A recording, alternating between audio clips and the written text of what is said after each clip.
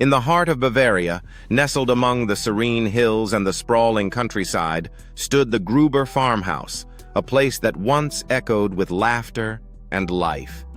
Yet beneath its rustic facade lay an unspeakable horror, one that would confound investigators and haunt the local community for decades.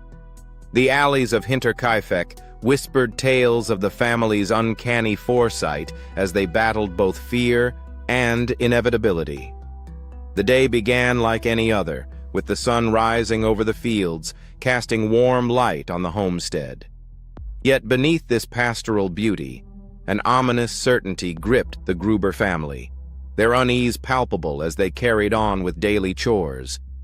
Little did they know, the fragile threads of their existence unraveled with each eerie nightfall, drawing them inexorably toward their grisly fate. Each creak of the floorboards seemed to carry the weight of a warning, the shadows lengthening, taunting them with the ghosts of the unknown, while they braced for a calamity that would forever remain unspoken. As darkness settled on that fateful evening, an unusual silence fell over the farmhouse, wrapping around it like a suffocating shroud. The family gathered for their evening meal, the table adorned with simple fare, yet the tension in the air thickened with each passing minute. Gripped by an indescribable dread, they exchanged nervous glances, sensing an unseen presence lurking in the shadows. The cold wind howled outside, rattling the windows as if echoing their unease, a harbinger of the terror that was soon to descend upon them. Just as they began to settle into a semblance of normalcy, the youngest member, little Joseph, piped up, "Mama, do you hear that?" His innocent question hung in the air, a delicate thread amid the growing tension. The adults exchanged frantic looks, the weight of their unspoken fears threatening to crush them. "What do you mean, dear?" replied Anna, his mother, forcing a smile that didn't reach her eyes. But Joseph was already on his feet, straining to listen, innocent curiosity masking the lurking dread. "Footsteps in the snow," he murmured softly, his tiny voice trembling against the gusts of wind, as if sensing the encroaching darkness. "Footsteps in the snow," he murmured softly, his tiny voice trembling against the gusts of wind, as if sensing the encroaching darkness.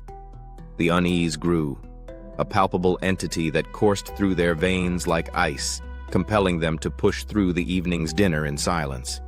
Each clink of cutlery echoed ominously, amplifying the sinister whispers of fear that swirled around them. Suddenly, a loud thud reverberated from the attic, freezing them mid-bite. The family exchanged worried glances, hearts pounding in unison as dread seeped into their core. "What was that?" asked Andreas, the father, barely above a whisper. Anna instinctively grabbed Joseph closer, her instincts screaming that danger loomed just beyond their grasp. The night stretched infinitely, every creak and groan of the farmhouse heightening their sense of peril as they wondered anxiously if they were truly alone. The tension thickened as the family hesitated, their thoughts racing. Andreas rose slowly from his chair, every muscle tensed in anticipation. "I'll check the attic," he announced, his voice steadier than his heart felt. With each cautious step up the creaking staircase, the echoes of their unspoken fears trailed behind him like shadows, the air growing heavier with each move. Once at the top, he stood still, straining to hear any sign of life beyond the heavy door.